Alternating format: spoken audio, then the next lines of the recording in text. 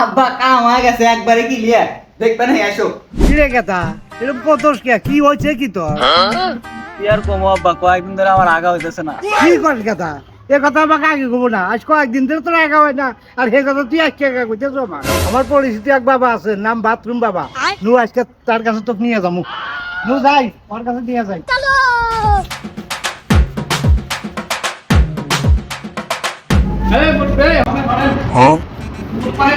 কবে আবার যাবো?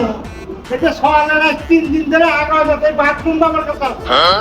আমি বুঝলাম বাথরুম বাবার কাছে গেলি এখান থেকে 30 টাকা একটা টিকিট নিয়ে যাবেন। আমার সকালের আগে তোমার বাবু এনে ব্যবসা খুলে নিয়েছে। তেমন কি হয় না বাবু, দেও টিকিট দাও, এই ধরো কে দাও 30 টাকা না? হ্যাঁ, 30 দাও। না সোজা এই যে সোজা চলে যান সোজা।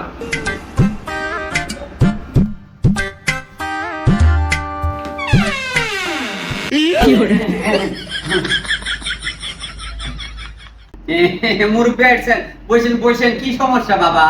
বসবো আর কি বাবা, আপনি আল্লাহ তো কোমরে একবার জুড়িয়ে বসে হয়েছে।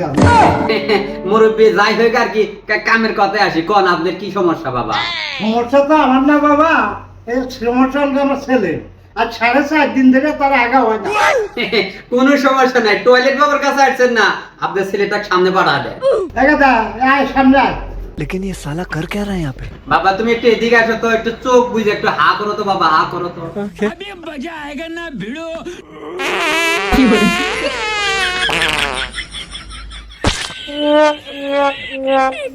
আব্বাটা কি দিল?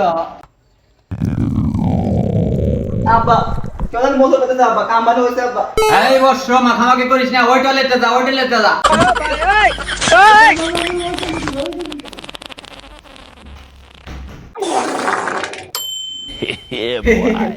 আব্বা কাম হয়ে গেছে একবারে ক্লিয়ার, দেখবেন এসো।